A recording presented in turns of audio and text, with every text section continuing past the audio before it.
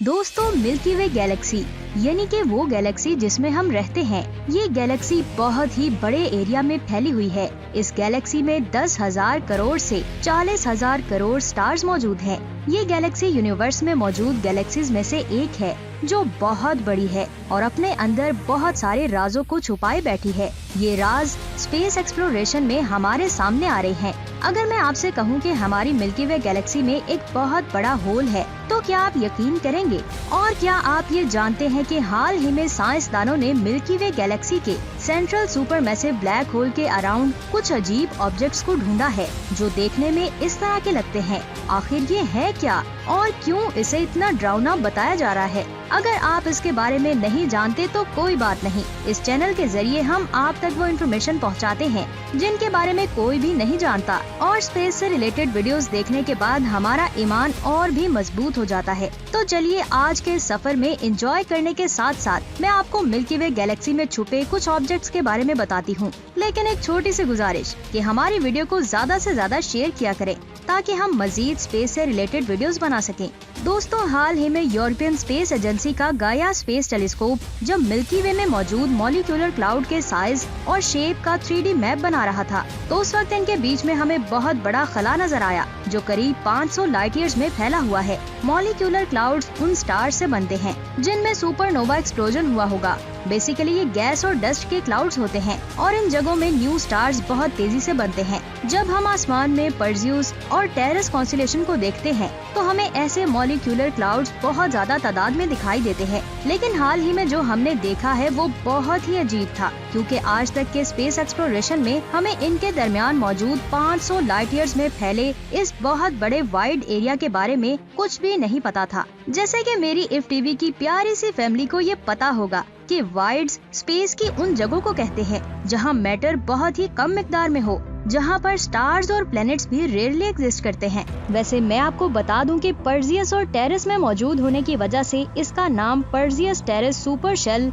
या फिर पर टाउ शेल रखा गया है। जैसे कि मैंने आपको बताया कि इस वाइड के बारे में हम आज से पहले कभी भी नहीं जानते थे। इस वाइड को और भी ज्यादा मिस्टीरियस वो जगह बनाती है जहाँ पर ये मौजूद है। दरअसल ये वाइड मॉलिक्यूलर क्लाउड से घिरा हुआ है जहाँ पर बहुत सारे स्टार्स एग्जिस्ट करते हैं और बहुत सारे स्टार्स की फॉर्मेशन होती रहती है। लेकिन 500 लाइट ईयर्स की ये जगह बिल्कुल खाली है। अब यहाँ पर एक सवाल आता है कि आखिर ऐसा क्यों है और ये इतना बड़ा वॉइड कब और कैसे बना होगा? मैं आपको बता दूं कि इसके बारे में हमारे पास कोई भी खास इन्फॉर्मेशन नहीं है, लेकिन साइंटिस्ट इसकी इन्फॉर्मेशन के बारे में 2 थ्योरीज देते हैं। पहली थ्योरी के मुताबिक ये वॉइड जिस जगह पर मौजूद है, आज से लाखों सालों पहले इस जगह के सेंटर में बहुत ही खतरनाक एक्सप्लोजन हुआ होगा। इस सुपरनोवा एक्सप्लोजन ने अपने आसपास की सारी गैस और डस्ट को बाहर धकेल दिया होगा और ये 500 लाइट ईयर्स की जगह बिल्कुल खाली हो गई होगी, और यही वजह है कि इस वॉइड में बहुत ही कम मैटर बचा है।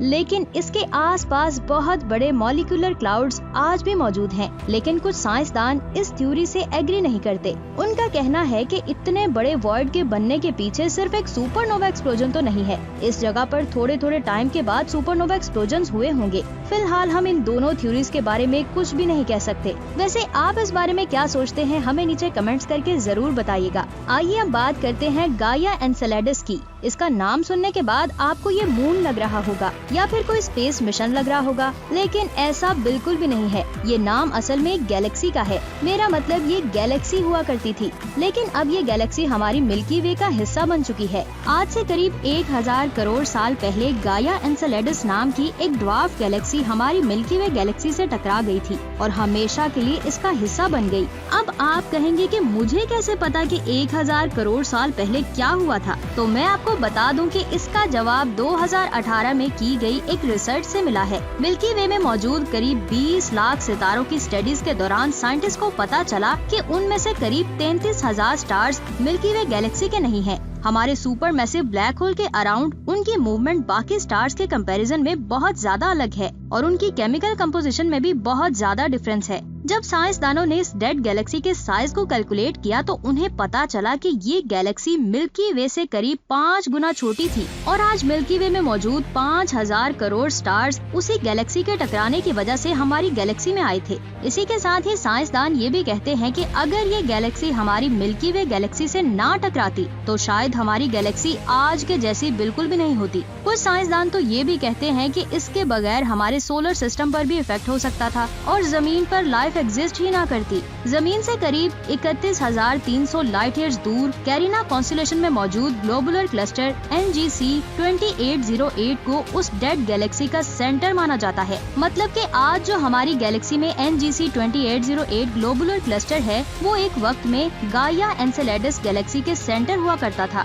इफ टीवी की फैमिली, आप ये तो जानते ही होंगे कि मिल्की वे का central super massive black hole जिसका नाम सेजिटेरियस A स्टार है वो हमारे सूरज से 40 लाख गुना ज्यादा मैसिव है। अगर यूँ कहा जाए तो मिल्की वे का हर एक ऑब्जेक्ट इसको ऑर्बिट कर रहा है, लेकिन कुछ ऑब्जेक्ट्स ऐसे भी हैं जिनके बारे में हम बहुत कम जानते हैं। ऐसे ही कुछ जी ऑब्जेक्ट्स हैं। कहने को ये गैस और डस्ट के क्लाउड्स होते हैं, लेकिन इनकी खुसूसियत किसी स्टार जैसी होती है। ये हमारे सुपर मैसिव ब्लैक होल के अराउंड एक ऑर्बिट को कंप्लीट करने में 100 से 1000 साल का वक्त ले सकते हैं और ये उस ब्लैक होल से ज्यादा 0.13 लाइट ईयर्स के फासले पर मौजूद होते हैं। कुछ साइंसदानों का कहना है कि ये जी ऑब्जेक्ट्स असल में स्टार्स ही होते हैं, लेकिन इनके चारों तरफ डस्ट और गैस के थिक क्लाउड्स जमा हो जाते हैं जो उनकी ब्राइटनेस को पूरी तरह कवर कर लेते हैं। यूनिवर्सिटी ऑफ कैलिफोर्निया के department of physics and astronomy की एक एस्ट्रोफिजिसिस्ट प्रोफेसर एंड्री गेस की लीडरशिप में उनकी टीम ने 2005 में पहले जी ऑब्जेक्ट्स को ढूंढा था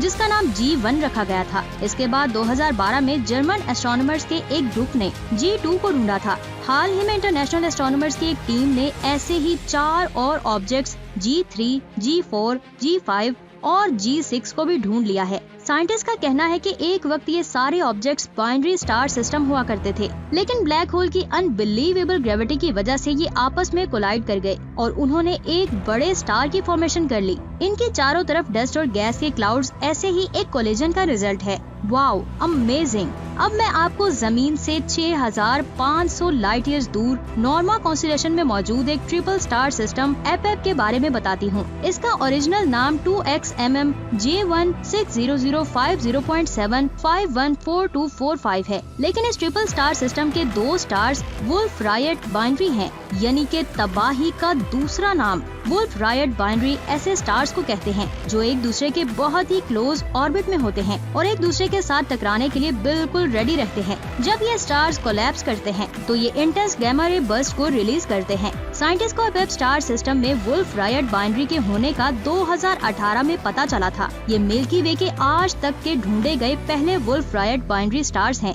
जब ये स्टार्स घूमते हैं तो चारों तरफ मैटर को फैला देते हैं। ऐसे स्टार्स बहुत ही रेयर होते हैं। दोस्तों, हमारी लोकल क्लस्टर्स ऑफ गैलेक्सी में 2 सबसे बड़ी गैलेक्सीज हैं, यानी कि एंड्रोमेडा और मिल्की वे। एंड्रोमेडा मिल्की वे के कंपैरिजन में 2 गुना बड़ी है। इसके अलावा हमारे लोकल क्लस्टर में बहुत सारी छोटी छोटी गैलेक्सीज भी एग्जिस्ट करती हैं। इनमें से एक मेसियर 32 है। इसे 1749 में फ्रेंच एस्ट्रोनॉमर गुई लेमुली जेंटल ने ढूंढा था और ये एंड्रोमेडा गैलेक्सी की एक सैटेलाइट गैलेक्सी है। मेसियर 32 के बारे में सबसे इंटरेस्टिंग चीज इसकी कंपोजिशन है। जब हम अपने टेलीस्कोप को इस गैलेक्सी की तरफ घुमाते हैं तो हमें सिर्फ इस गैलेक्सी की कोर नजर आती है। इसमें बहुत कम स्टार्स मौजूद हैं और जो स्टार्स हैं वो बहुत ही यंग हैं। यहाँ पर एक सवाल आता है, आखिर ऐसा क्यों है? 2018 में एंड्रोमेडा की स्टडी करते हुए साइंटिस्ट को ऐसे सबूत मिले थे कि आज से लाखों करोड़ों साल पहले लोकल गैलेक्सी क्लस्टर में 2 नहीं बल्कि 3 मैसिव गैलेक्सीज हुआ करती थी। पहले ऐसा कहा जाता था कि ये तीसरी मैसिव गैलेक्सी बहुत सारी ड्वार्फ गैलेक्सी में टूट गई होगी, लेकिन हाल ही में की गई एक रिसर्च में ये पता चला है कि आज से 200 करोड़ साल पहले वो मैसिव गैलेक्सी एंड्रोमेडा गैलेक्सी से टकरा गई थी। इसके बाद एंड्रोमेडा इसके 90% स्टार्स को निगल गई थी और लास्ट में उस गैलेक्सी की कोर ही बची थी। ये मैसिव गैलेक्सी और कोई नहीं बल्कि मेसियर 32 ही थी। यहाँ पर मैं आपको बता दूं कि आज से कुछ करोड़ साल बाद एंड्रोमेडा मिल्की वे से भी टकराने वाली है और हो सकता है कि हमारा हाल भी कुछ ऐसा ही हो जाए। वैसे आपके इस बारे में क्या राय है? हमें नीचे कमेंट्स करके जरूर बताइएगा। अपना बहुत सारा ख्याल रखें। खुदा हाफिज।